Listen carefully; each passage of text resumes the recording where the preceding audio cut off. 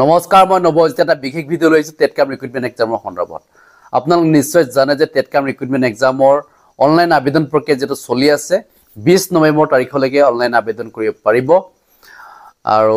তাতকে যেটো বেছি দিন বহাই দি দিয়ে আপোনালোকে জানে যে বহুতৰ এতিয়া এপ্লাই কৰিব পৰা নাই এটা কাৰণে যিসকলৰ বিএড নাই তেওঁলোকে এপ্লাই কৰিব পৰা নাই আৰু দ্বিতীয়তে যিসকলে ধক বিএড 4th সেমিষ্টাৰ আছে তেওঁলোকে এপ্লাই কৰিব পৰা নাই একাংশ যিসকলে নেকি ডিগ্ৰী আৰু মাষ্টাৰ ডিগ্ৰী তেওঁলোকৰ 50% মাৰ্কস নাই তেওঁলোকে আবেদন কৰিব পৰা নাই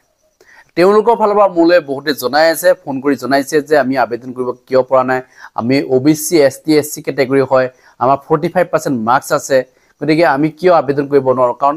আমাক যেহেতু বিএডৰ সময়ত মানে 50% মাৰ্কস বিচৰা নাছিলে বিএড তেওঁলোকে যেতিয়া কৰিব গৈছিল তেওঁলোকৰ 50% মাৰ্কস বিচৰা নাছিলে কেৱল 45% মাৰ্কস পালি হৈ যায় তেওঁলোকৰ একেবাৰে মিনিমাম 45% মাৰ্কস পালি হৈ যায় কাৰণ 5% ৰিলেক্সেশন থাকে ওবিসি এসটি এসসি আৰু পিডব্লিউডি সকলৰ কাৰণে এটা যিসকলে আবেদন কৰিব পৰা নাই ওবিসি এসটি এসসি বা পিডব্লিউডি সকল তেওঁলোকে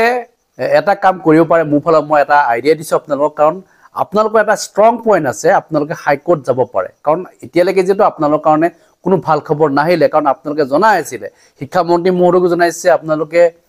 বাকি অন্যান্য যিসকল বিষয় আছে তেওঁলোকক আপোনালোকে মেইল কৰি জনাইছে বহুতে যে আমি কিয় আবেদন কৰিব নোৱাৰো কাৰণ আমাৰ কাৰণে যেটো 5% ৰিলেক্সেশন দিব লাগিছিল কিন্তু কিয় দিয়া নাই সেই সম্পৰ্কত বহুতে আবেদন দিবলৈ জনাইছে কিন্তু আজি পৰ্যন্ত আপোনালোকৰ ভাল খবৰ নাহিলে কাৰণ আপোনালোকৰ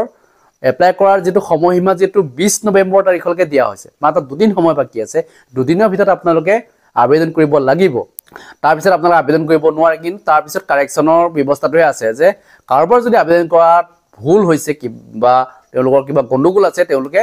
22 নৱেম্বৰ তাৰিখৰ পৰা 30 নৱেম্বৰ তাৰিখলৈকে তেওঁলোকে শুধৰণি কৰিব পাৰিব হেতুহে অপচন দিয়া হৈছে বাকি নতুনকে অনলাইন আবেদন প্ৰক্ৰিয়া আপোনালোক কৰিব নোৱাৰিব কথা হ'ল যে যিসকল 45% মাৰ্কস তেওঁলোকে আবেদন কৰিব পাৰিব লাগে কাৰণ ইতিমধ্যে আপোনালোকে জানে যে গুৱাহাটী ইউনিভাৰ্চিটি কমন এন্ট্ৰেন্স টেষ্টৰ যেটো এলিজিবিলিটি ক্ৰাইটেৰিয়া আছিল তাত কি উল্লেখ আছিল হেতু আপোনালোক দেখাই লব বিচাৰিছো স্ক্ৰীন দেখি আছে আপোনালোকে আৰু পঢ়িবলৈ বিচাৰিছো যে কোৱা হৈছে যে a candidates may be allowed to appear in the Guwahati University B.Ed Common Entrance Test 2024 provided he/she has passed the BA, BSc, BCom or MA, MSc, MCom or equivalent degree program from a recognized board/university with at least 50% marks or 45% marks SC, ST, OBC, PWD ইয়াত উল্লেখ আছে যে যদিহে আপোনাৰ BA, BSc বা MA, MSc আপোনাৰ যদি 50% marks আছে তেতিয়াহলে আপোনালোকে এপ্লাই কৰিব পাৰে আপুনি MCom হলো বা BCom হলো আপোনালোকে আবেদন কৰিব পাৰিব ঠিক আছে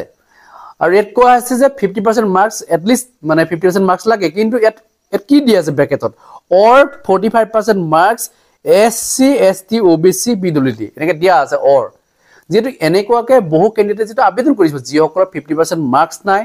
তেওঁলোকে আবেদন কৰিলে আবেদন কৰি ইতিমধ্যে পঢ়ি আছে তেওঁলোকে এটা পঢ়া সামৰি দিব লাগিব কাৰণ যিসকল এতিয়া 45% ডিগ্ৰী বা মাষ্টাৰ ডিগ্ৰী যদি তেওঁলোকে লৈ থৈছে তেতিয়া হলে তেওঁলোকে বিএডৰ আশা কৰি লাভ নাই তেওঁলোকৰ বিএড ডিগ্ৰী হলো তেওঁলোকে ভৱিষ্যতে টেটকাম ৰিক্ৰুটমেণ্ট এক্সামত আবেদন কৰিব নোৱাৰে তেওঁলোকে বিএড কৰি কিবা লাভ হ'ব জানো তেওঁলোকৰ টকা খিনিটো ইনে গুছি গল তেওঁলোকেটো ইনে এডমিশন লোৱা লিখা হল এতিয়া তেওঁলোকে পঢ়ি আছে অলৰেডি আৰু বহুতে পঢ়ি মিলি ওলাই গল এতিয়া যিসকল এতিয়া এপ্লাই কৰিব পৰা তেওঁলোকৰটো মনত দুখ কাৰণ কিয় তেওঁলোকে আবেদন কৰিব নোৱাৰে কাৰণ তেওঁলোকে বিএড কৰিলে কাৰণ এনসিটি নৰ্মছ মতে কোৱা হৈছে যে 45% মাৰ্কস লৈ হৈ যায় ইয়াত উল্লেখ আছে আপোনালোকে পুনৰবাৰ চাওক ইয়াত কোৱা আছে eligibility age per NCTE norms বুলি ইয়াত উল্লেখ আছে গুৱাহাটী ইউনিভাৰ্চিটি যেটো এডভাৰটাইজমেন্ট পোৱা হৈছিলে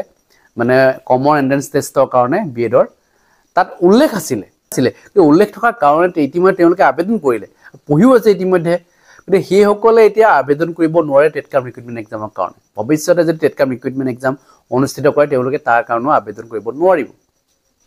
কাৰণ এতিয়া নিদিলে আকৌ ভৱিষ্যতে দিব যে আশা নাই কাৰণ নিদিয়ে কাৰণ এই সম্পৰ্কত ইতিমধ্যে আমি জনাইছো এতিয়ালৈকে ভাল খবৰ অহা তেওঁলোকৰ কাৰণে আহিব লাগিছিল কিন্তু আপোনালোকে সেই ভাল খবৰ লাভ কৰা নাই ইতিমধ্যে জানে যে তিনিটাকৈ কাৰেকচন কৰিলে যোৱা 14 নৱেম্বৰ তাৰিখে প্ৰকাশ পোৱা যিখন নটিচ আছিল নটিচখনত যেটো তিনিটা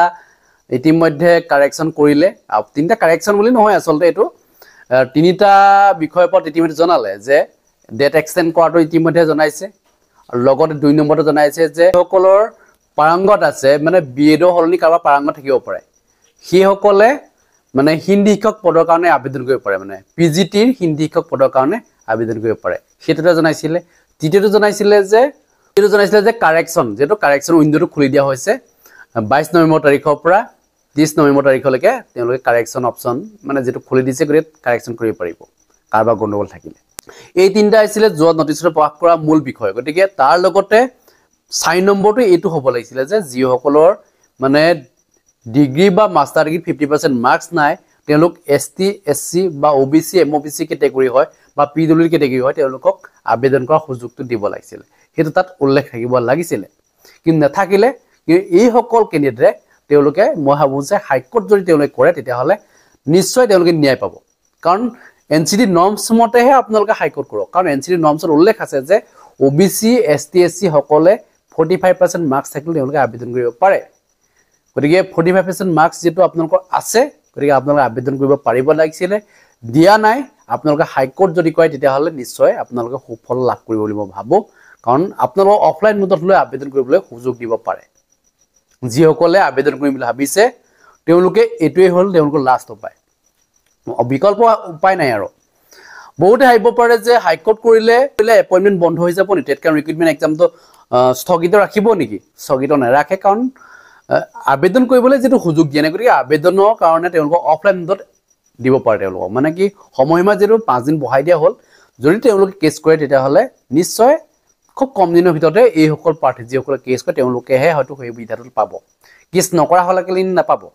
কাৰণ কেছ যাৰ বেমাৰ হয় তাৰহে চিকিৎসা হয় গতিকে যিসকলৰ মানে 45% মাৰ্কস আছে তেওঁলোকে যদি হাইকোৰ্ট কৰে নিশ্চয় তেওঁলোকে সুফল লাভ কৰিব মই এইখিনি জনাইছো আপোনালোক কিবা ক'ব লগা আছে নিশ্চয় কমেন্ট সেকশন লিখিব ধন্যবাদ জয়